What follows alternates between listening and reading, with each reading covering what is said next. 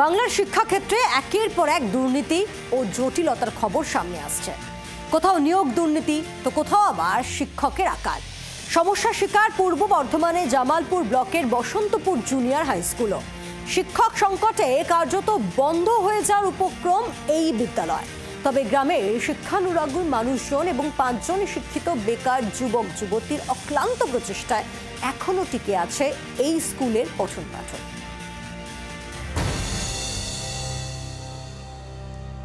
শিক্ষা ব্যবস্থার হাল খারাপ, এ রাজ্যের আর কিচ্ছু হবে না। এসব কথা শুনে শুনে আমরা যখন ক্লান্ত, তখন চির বসন্তের প্রতীক হয়ে লড়ে যাচ্ছেন ৭৬ বছরের এই তরুণ তুর্কি। তবে এই লড়াইয়ে তিনি একা নন, পাশে পেয়েছেন আর 5 জন শিক্ষিত বেকারকে।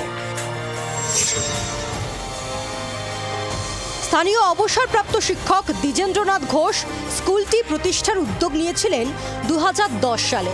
তার লড়াই এলাকার মানুষের সহযোগিতা এবং প্রশাসনিক উদ্যোগে 2014 সালের জানুয়ারিতে বসন্তপুর জুনিয়র হাই স্কুলের অনুমোদন মেলে।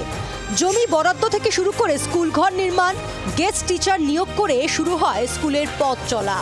বর্তমানে স্কুলটিতে 160 জন পড়ুয়া রয়েছে, সঙ্গে মিড ডে মিল রান্নার ঘর ও 6টি কক্ষও আছে। কিন্তু দীর্ঘদিন ধরে শিক্ষক নিয়োগ না হওয়ায় পরিস্থিতি সংকটজনক। 2018 সালে 3 জন স্থায়ী শিক্ষক অনুমোদিত হলেও বছরের পর বছর পেরিয়ে যায়, তবুও কেউ যোগ দেননি। 2024 সালে ডিসেম্বর মাসে অবশেষে একজন সরকারি শিক্ষিকা যোগ দেন। বর্তমানে মাত্র 1 জন স্থায়ী শিক্ষিকা ও 1 জন অতিথি শিক্ষক নিয়ে চলছে পুরো স্কুল। ফলে 5ম থেকে 8ম শ্রেণীর পাঠ্যক্রম সামলানো কার্যত অসম্ভব হয়ে দাঁড়িয়েছে। অতি সত্তর টিচার ছাড়া স্কুলকে বাঁচানো যাবে না। স্যারের বয়স হয়েছে, আমারও 55 বছর বয়স হয়ে গেল, তো এবার কতদিন টানবো। এবার আমাদের যারা আছে সবাই বাকিরা, আমি বাদ দিয়ে বাকি সবাই এসএসসিতে বসছে, তারা যদি পেয়ে যেতে স্কুল তো চলবে। টিচার চায়, অতিথি শিক্ষক টিচার চায়।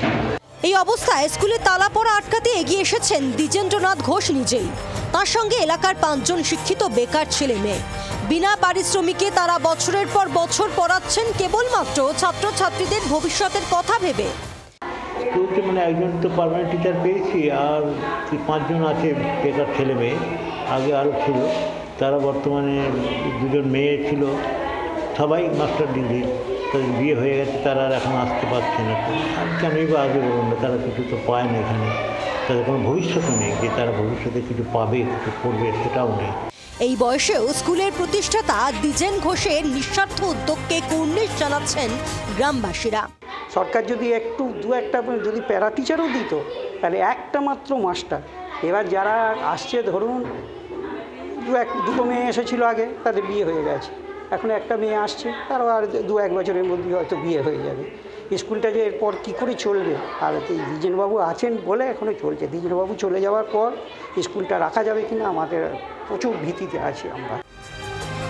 শিক্ষকের আকাল কি কাটবে?